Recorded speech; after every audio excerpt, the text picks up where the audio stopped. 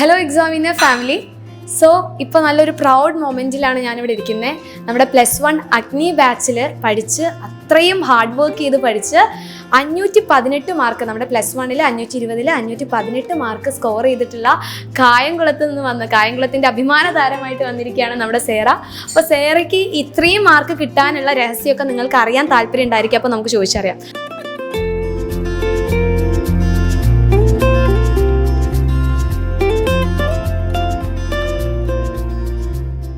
Hello Sera, അപ്പോൾ ആദ്യം തന്നെ ചോദിക്കാനുള്ളത്, ആദ്യം എനിക്ക് ചോദിക്കാനില്ല, ഈ വീഡിയോ കാണുന്ന ആൾക്കാർക്ക് ചോദിക്കാനുള്ളതായിരിക്കും, എങ്ങനെയാണ് ഇത്രയും ഒരു വലിയ മാർക്കിലോട്ട് എത്തിപ്പെട്ടത്? എങ്ങനെയാണ് പഠിച്ചിട്ടുണ്ടായിരുന്നു?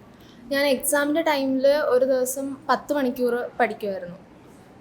10 മണിക്കൂർ ഇങ്ങനെ ബ്രേക്കൊക്കെ എടുത്ത് പഠിക്കുമായിരുന്നു. പിന്നെ മോഡൽ എക്സാമിന് തന്നെ എക്സാമിന് വേണ്ടിയിട്ടുള്ള റിവിഷൻ നോട്ട്സ് ഫുള്ള് പ്രിപ്പയർ ആക്കി വെച്ച്. മോഡൽ എക്സാമിന് ഞാൻ പഠിച്ചില്ല, കൂടുതലും ഫൈനൽ എക്സാമിന് വേണ്ടിയിട്ടുള്ള റിവിഷൻ നോട്ട്സ് പ്രിപ്പയർ ചെയ്തു. എല്ലാ പോർഷൻസും കവർ ചെയ്യുന്ന രീതിയിലുള്ള എല്ലാം സെറ്റാക്കി റിവിഷൻ നോട്ട്സ് പ്രിപ്പയർ ചെയ്തു. എന്നിട്ട് അത് വെച്ച് ഫൈനൽ എക്സാമിന് പഠിച്ചു. അപ്പോൾ ഫുള്ള് പ്രീ പ്ലാൻ ചെയ്ത് വെച്ചിട്ടുണ്ടായിരുന്നു, അതായത് 10th കഴിഞ്ഞ് +1-ലോട്ട് എത്തുന്ന സമയത്ത് ഇന്ന കാര്യങ്ങളൊക്കെ ചെയ്യണം എന്നുള്ള ആ ഒരു പ്രീ പ്ലാൻ ഫുള്ള് സെറ്റാക്കിയിട്ടുണ്ടായിരുന്നു. അപ്പോൾ ഈ പ്ലാൻ ചെയ്ത കാര്യങ്ങളൊക്കെ കറക്റ്റായിട്ട് ഫോളോ ചെയ്യാൻ പറ്റിയിരുന്നു മോൾക്ക്? കുറേയൊക്കെ.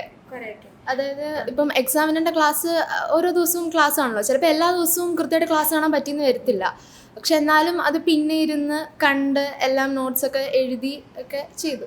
അപ്പോൾ ഈ പെൻഡിങ് ആവുന്ന ക്ലാസ്സസ് ഒക്കെ മോളപ്പം എങ്ങനെ പെട്ടെന്ന് കവർ ചെയ്തിട്ടുണ്ടായിരുന്നേ? ഒന്നെങ്കിൽ സൺഡേക്ക് ഇരുന്ന് കാണും, അല്ലാന്നുണ്ടെങ്കിൽ ഓരോ മണിക്കൂർ വെച്ചിട്ട് ഓരോരോ ദിവസം ഇരുന്ന് കാണും. ഇനി അമ്മനോട് ചോദിക്കാനുള്ളത്, അപ്പോൾ മോള് നല്ല ഹാർഡ് വർക്കിംഗ് ഒക്കെയാണോ? അതെ. അപ്പോൾ മോൾക്ക് ഇത്രയും മാർക്ക് കിട്ടുമെന്ന് അമ്മയ്ക്ക് മുന്നേ ഒരു എക്സ്പെക്റ്റേഷൻ ഉണ്ടായിരുന്നു. അപ്പോൾ റിസൾട്ട് വന്ന സമയത്ത് എന്തായിരുന്നു നമ്മുടെ റിയാക്ഷൻ? ഇംഗ്ലീഷിന് ഫുള്ള് മേടിക്കേണ്ടതായിരുന്നു, കാരണം എൻ്റെ സബ്ജക്റ്റ് ഇംഗ്ലീഷാണ്. അപ്പോൾ ഞാനായിരുന്നു ആ സമയത്ത് ഗ്രാമറും കാര്യങ്ങളൊക്കെ പഠിച്ചു. അപ്പോൾ പുള്ളിക്കാരത്തി എക്സാം കഴിഞ്ഞിട്ട് വന്നപ്പോഴേ എന്നോട് പറഞ്ഞു ഒന്ന് തെറ്റിച്ചു എന്ന്. അപ്പോൾ അപ്പോഴേ നമ്മുടെ മനസ്സിലുണ്ട് ഒരു മാർക്ക് പോയി കിട്ടി. അപ്പോൾ നമുക്കറിയാമായിരുന്നു ഫുള്ള് കിട്ടില്ല, എങ്കിലും ആ ഒരു റേഞ്ചിലേക്ക് വരുമെന്ന് അറിയാമായിരുന്നു. നമ്മുടെ ഇംഗ്ലീഷ് സബ്ജക്റ്റ് എന്ന് പറഞ്ഞു കഴിഞ്ഞാൽ നമ്മുടെ ലാംഗ്വേജ് ആണല്ലോ, നമ്മുടെ സയൻസിന് പോലെയല്ലോ. ഒരു മാർക്ക് എപ്പോഴും കുട്ടികൾക്ക് പോകാറുണ്ട്. ഇപ്പോൾ ഇവിടെ വന്നിട്ടുള്ള കുട്ടികളായി കഴിഞ്ഞാലും 520-ൽ കുറച്ച് മാർക്ക് പോയിട്ടുണ്ടെങ്കിൽ അത് ഇംഗ്ലീഷാണ്. അപ്പോൾ കുഴപ്പമില്ല, എന്തായാലും മോൾ സയൻസ് സബ്ജക്റ്റിലൊക്കെ ഫുൾ മാർക്ക് എന്തായാലും സ്കോർ ചെയ്തിട്ടുണ്ടായിരിക്കും. അപ്പോൾ നമ്മുടെ അഗ്നി ബാച്ച് എത്രത്തോളം മോൾക്ക് ഇത്രയും മാർക്ക് കിട്ടാൻ വേണ്ടി യൂസ്ഫുൾ ആയിരുന്നു? അഗ്നി ബാച്ചിൽ എല്ലാവരുടെയും ക്ലാസ്സസ് കൃത്യമായിട്ട് കണ്ടാൽ തന്നെ നമുക്ക് ഒരു ടോട്ടൽ ഐഡിയ കിട്ടും. അത് ഒരുപാട് ഹെൽപ്പ് ചെയ്തിട്ടുണ്ട്. പിന്നെ അതേപോലെ ലൈവ് ക്ലാസ്സസും കാണുമായിരുന്നു, പിന്നെ ബാച്ചിലെ ക്ലാസ്സസും, പിന്നെ ബാച്ചിലെ നോട്ട് ഗൈഡ് അതും ഒരുപാട് ഹെൽപ്പ് ചെയ്തു. പ്രീവിയസ് ഇയർ ക്വസ്റ്റ്യൻസ് ആണെങ്കിലും നോട്ടാണെങ്കിലും വേറെ പ്രിപ്പയർ ചെയ്യണ്ടായിരുന്നു, അത് തന്നെ വെച്ച് അതിൽ തന്നെ മാർക്ക് ചെയ്ത് പഠിച്ചാൽ മതി. അത് ഡിലീറ്റഡ് പോർഷൻസ് ഉണ്ടെങ്കിലും അത് വെച്ച് തന്നെ പഠിക്കേണ്ട ആവശ്യമുള്ളായിരുന്നു. പിന്നെ റിവിഷൻ ബാച്ച് അവസാനമായപ്പോൾ റിവിഷൻ ബാച്ച് ഉണ്ടായിരുന്നല്ലോ, അതിൽ വന്നപ്പോഴത്തേക്കും അവിടെയും പ്രീവിയസ് ഇയർ ക്വസ്റ്റ്യൻസ് ഒക്കെ 2 മണിക്കൂറിൻ്റെയൊക്കെ ക്ലാസ്, ഒരു ചാപ്റ്റർ, ആ ഒരു പ്രീവിയസ് ഇയർ ക്വസ്റ്റ്യൻസിൻ്റെ ആ ഒരു വീഡിയോ കണ്ടാൽ മാത്രം മതി ചാപ്റ്റർ നമുക്ക് മൊത്തം മനസ്സിലാവുമായിരുന്നു. അങ്ങനെ ഒരുപാട് ഹെൽപ്പ് ചെയ്തിട്ടുണ്ട്. അപ്പോൾ മോള് പറഞ്ഞു ഞാൻ ഒരു 10 മണിക്കൂറൊക്കെ ഇരുന്ന് പഠിക്കുമായിരുന്നു പറഞ്ഞു. അപ്പോൾ മോൾക്ക് ഓരോ ടോപ്പിക്സ് പഠിക്കുന്ന സമയത്ത് കുറേ തവണ വായിച്ചു നോക്കി പഠിക്കണോ, അതോ ആ ടോപ്പിക്സ് പഠിക്കുമ്പോൾ നോട്ട്സ് ഉണ്ടാക്കിയിട്ടാണ്? അപ്പോൾ ഇത്രയും സമയം മോള് പഠിക്കുന്നുണ്ടല്ലോ, അപ്പോൾ അതെങ്ങനെയാണ് ഈ 10 മണിക്കൂർ എങ്ങനെയാണ് മോള് പഠിക്കുന്ന രീതി? ഞാൻ ആദ്യം ഒരു ചാപ്റ്റർ എടുക്കും. ഞാൻ എക്സാമിനൻ്റെ ആപ്പിലെ ക്ലാസ് എടുത്തു വെച്ച് ആദ്യം ഒന്ന് കാണും. അത് കാണുന്നതോടൊപ്പം തന്നെ ഞാൻ നോട്ട് ഒന്നെങ്കിൽ ഗൈഡിൽ അല്ലെങ്കിൽ ടെക്സ്റ്റിൽ മാർക്ക് ചെയ്യും. വേറെ എഴുതാറില്ല. പിന്നെ സ്കൂളിലെ നോട്ട് ഉണ്ടെങ്കിൽ അതിലൊന്നെങ്കിൽ അണ്ടർലൈൻ ചെയ്തിടും, അത്രയേ ഉള്ളൂ. ഞാൻ അതിൽ തന്നെ നോട്ട് വെച്ചിട്ട് അതിനോടൊപ്പം തന്നെ പഠിക്കും. പിന്നെ പ്രീവിയസ് ഇയർ ക്വസ്റ്റ്യൻസ് ഒരുപാട് ചെയ്ത് നോക്കും. ആൻസേഴ്സ് ഇല്ലാതെ കുറേ ക്വസ്റ്റ്യൻസ് എടുത്ത് വെച്ചിട്ട് ഞാൻ ചെയ്ത് നോക്കും. അപ്പോൾ ആൻസർ കിട്ടുന്നുണ്ടോ നോക്കും. അങ്ങനെ. അപ്പോൾ വളരെ സിമ്പിളായിട്ടുള്ള രീതിയിലൊന്നും അല്ല ഈ മാർക്ക് വാങ്ങിച്ചിട്ടുള്ളത്. മോൾ ആദ്യം മുതൽ തന്നെ ഫുൾ പ്ലാൻ ചെയ്ത് ഒന്ന് ജസ്റ്റ് തിങ്ക് ചെയ്യുക, 10 മണിക്കൂറൊക്കെ ഇരുന്ന് പഠിക്കുക എന്ന് പറയുമ്പോൾ, അതും കുഞ്ഞു ബ്രേക്കൊക്കെ എടുത്തിട്ടായാലും ആ ഒരു 10 hours പഠിക്കണം എന്ന് ഫിക്സ് ചെയ്തിട്ട് ആ ഒരു കാര്യം മുന്നോട്ട് വെച്ചിട്ട് തന്നെയാണ് പഠിച്ചിട്ടുണ്ടായിരുന്നത്. അപ്പോൾ ഒരു 520 വിചാരിച്ചിട്ട് തന്നെയാണ് മോള് മുന്നോട്ട് പോയിട്ടുണ്ടായിരുന്നത്. പക്ഷേ ലാംഗ്വേജിൽ പോയതുകൊണ്ട് അത് സയൻസ് സബ്ജക്റ്റ് നോക്കുകയാണെങ്കിൽ മോൾക്ക് ഫുൾ മാർക്ക് ഉണ്ട്, എല്ലാ സബ്ജക്റ്റിലും ഫുൾ മാർക്ക് ഉണ്ട്. അപ്പോൾ ഈ മോൾക്ക് ഏറ്റവും ഇഷ്ടപ്പെട്ട സബ്ജക്റ്റ് ഏതാ? എനിക്ക് മാത്സും ഫിസിക്സും ആയിരുന്നു എനിക്ക് ഏറ്റവും ഇഷ്ടം. അത് അലൻസാറും അലക്സാറും പഠിപ്പിക്കുന്നത് എനിക്ക് ഏറ്റവും ഇഷ്ടം. അവർ രണ്ടുപേരുടെയും പഠിപ്പിക്കുന്ന രീതിയൊക്കെ എനിക്ക് ഭയങ്കര ഇഷ്ടമാണ്. എനിക്ക് അവരുടെ ക്ലാസ് അറ്റൻഡ് ചെയ്യാനേ ഭയങ്കര ഇഷ്ടമാണ്. പിന്നെ +1 വന്നപ്പോൾ ബയോമാത്സ് എടുക്കുന്ന സമയത്ത് ഒരു കൺഫ്യൂഷൻ ഉണ്ടായിരുന്നു, കമ്പ്യൂട്ടർ എടുക്കണോ ബയോളജി എടുക്കണോ എന്ന്. അപ്പം അർച്ചന മിസ്സിനെ വിചാരിച്ചുകൊണ്ടാണ് ഞാൻ ബയോളജി പോലെ എടുത്തത്. ഓക്കെ, അപ്പോൾ നമ്മുടെ എക്സാമിനർ ഫാക്കൽറ്റി അല്ലേ, അതായത് നമ്മുടെ അർച്ചന മിസ്സിൻ്റെ ക്ലാസ് ചെയ്യോ ഇനി ഞാൻ 10 കഴിഞ്ഞ് +1 എത്തുന്ന സമയത്ത് എനിക്ക് മിസ്സാവുമല്ലോ, അപ്പോൾ ആ ക്ലാസ്സസ് എനിക്ക് കാണാമല്ലോ എന്ന് പറഞ്ഞ് ബയോമാക്സ് എടുത്ത് മോള് പഠിച്ചു. അപ്പോൾ എങ്ങനെ ഉണ്ടായിരുന്നു? മോൾക്ക് ബയോളജി ബുദ്ധിമുട്ടുള്ള സബ്ജക്റ്റ് ആണോ? ബയോളജി വന്നിട്ട് ഇപ്പം മാത്സ്, ഫിസിക്സ്, കെമിസ്ട്രി ഒക്കെ വന്നിട്ട് നമുക്ക് തിയറി ഉണ്ട്, പ്രോബ്ലം ഉണ്ട്, അങ്ങനെ ഒരുപാട് നമുക്ക് മീൻസ് കാണാതെ പഠിക്കേണ്ട ആവശ്യമില്ല, എല്ലാം അങ്ങനെ. പക്ഷേ ബയോളജിയിലേക്ക് വരുമ്പോൾ നമുക്ക് ഫുൾ തിയറി ആണല്ലോ, എല്ലാം നമ്മൾ ബൈഹാർട്ട് ചെയ്ത് പഠിക്കണം. പിന്നെ +1 വന്നപ്പം പോർഷൻസ് ഒക്കെ ഒരുപാട് വലുതായി, എല്ലാം ഒരു ചാപ്റ്റർ ഇങ്ങനെ പഠിച്ച് വരുമ്പോൾ ബാക്കി എന്നുള്ളതൊക്കെ മറക്കും, അങ്ങനെ കുറച്ച് ബുദ്ധിമുട്ടൊക്കെ ഉണ്ടായിരുന്നു. പക്ഷേ കുഴപ്പമില്ലായിരുന്നു. ഓക്കെ, അപ്പോൾ മോൾ എന്തായാലും അടിപൊളിയായിട്ട് തന്നെയാണ് ആദ്യം ആ ടൈം ടേബിൾ ഫോളോ ചെയ്ത് മാക്സിമം പോകാൻ വേണ്ടിയിട്ട് മോൾ നോക്കിയിട്ടുണ്ടായിരുന്നു. അപ്പോൾ മോൾക്ക് ഇനി ഇപ്പോൾ സാധാരണ നമ്മൾ എല്ലാ കുട്ടികളോടും ചോദിക്കുന്ന സമയത്ത്, ഇപ്പോൾ ഞാനൊക്കെ എൻ്റെ ആ ഒരു സമയത്തൊക്കെ ആണെങ്കിൽ ചോദിക്കുമ്പോൾ ഏറ്റവും ബുദ്ധിമുട്ടുള്ള സബ്ജക്റ്റ് ഏതാണെന്ന് വെച്ചാൽ മാത്സാണ്, മാത്സ്, ഫിസിക്സ്. പക്ഷേ മോള് പറയുന്നത് ഫിസിക്സും മാത്സുമാണ് എൻ്റെ ഫേവറേറ്റ്. നമ്മൾ സാധാരണ ഈ ബയോളജി അതിങ്ങനെ പഠിച്ചാൽ മതിയല്ലോ, മറ്റേതിങ്ങനെ കണ്ടെത്തിയിട്ട് ഇങ്ങനെ അവസാനം 2 വര ഇടാൻ കിട്ടൂല. ഈ മാത്സ് ഒക്കെ ചെയ്യുമ്പോൾ നമുക്ക് ഏറ്റവും കൂടുതൽ ഹാപ്പിനെസ് ഉണ്ടാവുക, എല്ലാം ചെയ്ത് കഴിഞ്ഞാൽ അവസാനം 2 ഒരു അണ്ടർലൈൻ ചെയ്യാറുണ്ട്, അപ്പോഴാണ് ഒരു സന്തോഷം. പക്ഷെ ഇങ്ങനെ ചെയ്യുമ്പോൾ അത് ഇടാൻ കിട്ടുന്ന ചാൻസ് വളരെ കുറവായിട്ടാണ് കിട്ടുന്നത്. അപ്പോൾ മോൾ എങ്ങനെയാണ് ഈ 2 സബ്ജക്റ്റിന് ഏറ്റവും ഇഷ്ടപ്പെടാനുള്ള കാരണം എന്താ? അത് ഒന്നെന്ന് പറഞ്ഞു കഴിഞ്ഞാൽ നമ്മളൊന്നും കാണാതെ പഠിക്കേണ്ട, മാത്സ് ആകുമ്പോൾ കാണാതെ പഠിക്കേണ്ട. ഇപ്പോൾ ഇക്വേഷൻസ് ആണെങ്കിലും കാണാതെ പഠിക്കേണ്ട ആവശ്യമില്ല.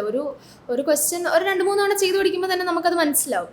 അപ്പം പിന്നെ ഒരുപാട് പ്രീവിയസ് ഇയർ ക്വസ്റ്റ്യൻസും ഒരുപാട് മോഡൽ ക്വസ്റ്റ്യൻസും ഒക്കെ ചെയ്ത് കഴിയുമ്പോൾ നമുക്കത് തറവായിരിക്കും. ആ ഒരു രീതിയിലുള്ള ഏത് ക്വസ്റ്റ്യൻസ് വന്നാലും ഫൈനൽ ആൻസർ തെറ്റിപ്പോയാലും നമുക്ക് അവിടെ വരെയുള്ള സ്റ്റെപ്പ് നമുക്ക് കറക്റ്റായിട്ട് ചെയ്യാനുള്ള ഒരു ഐഡിയ കിട്ടും. പ്രീവിയസ് ഇയർ ക്വസ്റ്റ്യൻസ് മാത്രം ചെയ്താൽ മതി. അതേപോലെ തന്നെ ഫിസിക്സ് ആണെങ്കിലും തിയറിയൊക്കെ പഠിക്കാൻ എളുപ്പമാണ്. അലക്സ് സാറും ദിൽഷ മിസ്സും അടിപൊളിയായിട്ട് പഠിപ്പിച്ചായിരുന്നു. അവസാനമൊക്കെ ആയപ്പോഴത്തേക്കും നന്നായിട്ടുണ്ടായിരുന്നു. പിന്നെ ഡെറിവേഷൻസും പ്രോബ്ലം ഒക്കെ അടിപൊളിയായി. ഓക്കെ, അപ്പോൾ ബയോളജി മോള് പറഞ്ഞു എനിക്ക് തിയറി പഠിച്ചെടുക്കാൻ ബുദ്ധിമുട്ടായിരുന്നു എന്ന്. അപ്പോൾ മോള് ബയോളജിക്ക് കുറേ നേരം ടൈം സ്പെൻഡ് ചെയ്ത് എങ്ങനെയായിരുന്നു ബയോളജി പഠിച്ചിട്ടുണ്ടായിരുന്നത്? ബയോളജി ഞാൻ ആദ്യം ബോട്ടണി ഒരു 2 ചാപ്റ്റർ പഠിക്കും, സുവോളജി 2 ചാപ്റ്റർ പഠിക്കും, എന്നിട്ട് അത് റിവൈസ് ചെയ്യും. അങ്ങനെയൊക്കെയായിരുന്നു പഠിച്ചു പോയത്. കാരണം നമ്മൾ ഇപ്പോൾ ഒരുപാടുള്ളത് കൊണ്ട് നമ്മൾ അവസാനമൊക്കെ വരുമ്പോഴത്തേക്കും മറന്നു പോകുമായിരുന്നു. അപ്പോൾ അങ്ങനെ അങ്ങോട്ടും ഇങ്ങോട്ടൊക്കെ മിക്സാക്കിയാണ് പഠിച്ചത്. പിന്നെ കുറേ കോഡൊക്കെ വെച്ച് ഒക്കെ പഠിച്ചു. അപ്പോൾ മോള് പറഞ്ഞു ഒത്തിരി പഠിക്കാൻ, നമ്മുടെ ടെക്സ്റ്റ് ബുക്ക് തന്നെ നല്ല കട്ടിയുള്ള ടെക്സ്റ്റ് ബുക്ക്, അപ്പോൾ അതിൽ ഒത്തിരി പഠിക്കാനുള്ള കാര്യങ്ങളുണ്ട്. അപ്പോൾ മോള് പറഞ്ഞു ഇങ്ങനെ മറന്നു പോകുന്നു. അപ്പോൾ മറവിക്ക് വേണ്ടി മോൾ എന്ത് ഗുളിക കഴിച്ചിട്ടുണ്ടായിരുന്നു? അതായത് എന്ത് ടിപ്സാണ് ഉദ്ദേശിച്ചത്?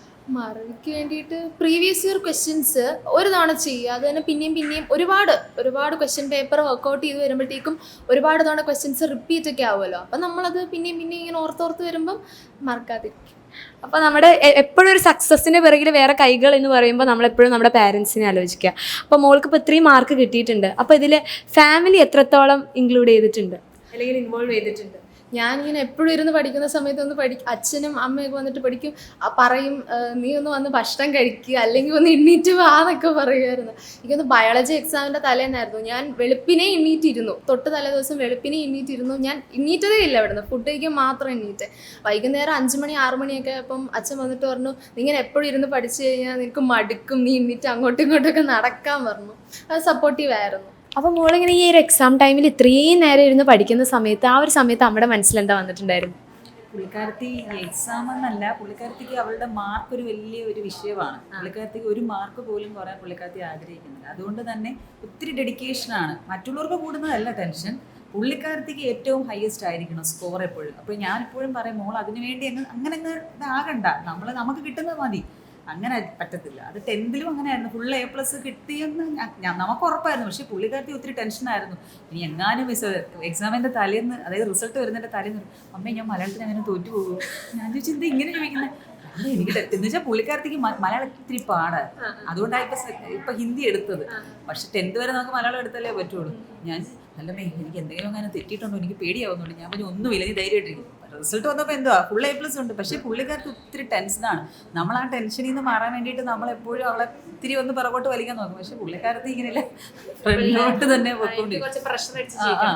അതുപോലെ തന്നെ ഏതെങ്കിലും ഒരു എക്സാമിനറിൻ്റെ ഒരു ലൈവ് മിസ്സായാൽ എന്നോട് പറയും രാവിലെ വിളിച്ചുണർത്തണം. ആ ലൈവ് രാത്രിത്തെ ലൈവ് രാവിലെ അത് റെക്കോർഡായി കിടക്കും, ഞാൻ കണ്ടോളാം അതിന്. അപ്പം എനിക്ക് തോന്നുന്നു 5 മണിയൊക്കെ ആകുമ്പോഴേ എന്നെ പുള്ളിക്കാരത്തെ വിളിച്ചുണർത്തി ആ ലൈവ് കണ്ട് ആ ക്ലാസ് മുഴുവൻ അറ്റൻഡ് ചെയ്തിട്ടേ പിന്നെ ഒരു സമാധാനമുള്ളൂ.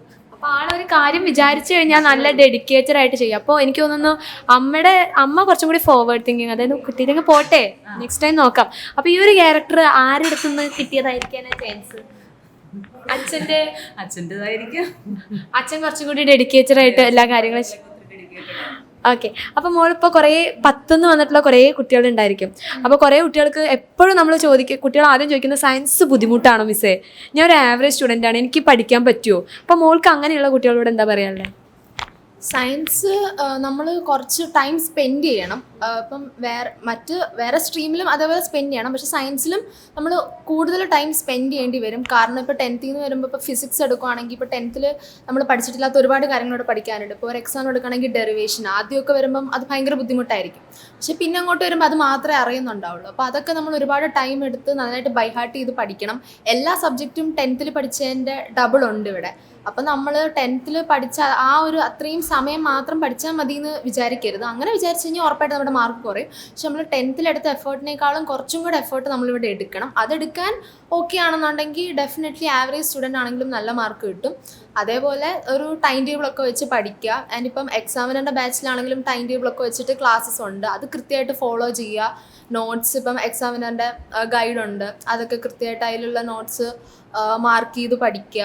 പിന്നെ സ്കൂളിൽ ടീച്ചേഴ്സ് ഉണ്ട്, അവരുടെയും ഹെൽപ്പ് മേടിക്കുക. അങ്ങനെ എല്ലാം വെച്ച്. അപ്പോൾ ഈ പഠനം അല്ലാതെ മോൾക്ക് എന്തെങ്കിലും എക്സ്ട്രാ ആക്ടിവിറ്റി അങ്ങനെ എന്തെങ്കിലും? റീഡിങ് പുള്ളിക്കാരത്തേക്ക് സ്വന്തമായിട്ടൊരു യൂട്യൂബ് ചാനലൊക്കെ ഉണ്ട്. ആണ്, ഏതാണ് ആ യൂട്യൂബ് ചാനൽ? സേറ റീഡ്സ്. അപ്പോൾ ബുക്സിനെ കുറിച്ചിട്ടാണോ ആൾ? റിവ്യൂസ് ഒക്കെ റിവ്യൂ ചെയ്യും. എനിക്ക് തോന്നി ആൾ നല്ല ടോക്കറ്റീവാണ്, സംസാരിക്കുമ്പോൾ ആളിങ്ങനെ ഫ്ലോയിൽ. അതുകൊണ്ട് എനിക്ക് വലിയ ബുദ്ധിമുട്ടില്ല. കുട്ടി എന്നെ ചോദിച്ചു കഴിഞ്ഞാൽ ആളെന്നെ എല്ലാം പറഞ്ഞുകൊണ്ട് പോയിക്കോളൂ. അപ്പോൾ ഞാൻ വിചാരിച്ചു നന്നായിട്ട് സംസാരിക്കണ്ടല്ലോ, അപ്പോൾ ഇതിൻ്റെ പിന്നിൽ അതാണ്. അപ്പോൾ ഇതിനോടൊക്കെ താല്പര്യമാണ്. അപ്പോൾ മുന്നേ തുടങ്ങിയതാണോ മോളിതൊക്കെ? ഞാൻ 8th പഠിക്കുമ്പോൾ സ്റ്റാർട്ട് ചെയ്തത്. കൊറോണയാണ് പുള്ളിക്കാരത്തെ അതിലേക്ക് തിരിച്ചുവിട്ടത്. ഓക്കെ, അപ്പോൾ ഈ പഠനവും ഇപ്പം ഇത്രയും പഠിക്കാനുള്ള സമയത്ത് മോൾക്ക് ഇതിന് സമയം കണ്ടെത്താൻ പറ്റിയിട്ടുണ്ടായിരുന്നു അങ്ങനെ? ഇല്ല, ഞാൻ 11th പഠിക്കുന്ന സമയത്ത് കുറച്ച് ബുക്സേ വായിച്ചിട്ടുണ്ടായിരുന്നുള്ളൂ. പിന്നെ സ്കൂളിലൊക്കെ പോയിരുന്ന് വായിക്കും. പക്ഷേ സ്കൂളിൽ പിന്നെ കൂടുതൽ ഫ്രണ്ട്സിൻ്റെ കൂടെ ഒക്കെ ഇരിക്കും. പിന്നെ വീട്ടിൽ വന്നു കഴിഞ്ഞാലും അങ്ങനെ സമയമൊന്നും കിട്ടാറില്ല. പിന്നെ എപ്പോഴെങ്കിലുമൊക്കെ സമയം കണ്ടെത്തി വായിക്കും. ഓക്കെ, മോൾക്ക് ഇനി ഫ്യൂച്ചറിൽ ആരായി തീരാനാണ് ആഗ്രഹിക്കുന്നത്? എനിക്കൊരു IPS ഓഫീസർ ആവണമെന്നാണ് ആഗ്രഹം. അപ്പോൾ അതിന് വേണ്ടിയിട്ട് ഇപ്പം തന്നെ പ്രിപ്പറേഷനൊക്കെ തുടങ്ങിയിട്ടുണ്ടോ?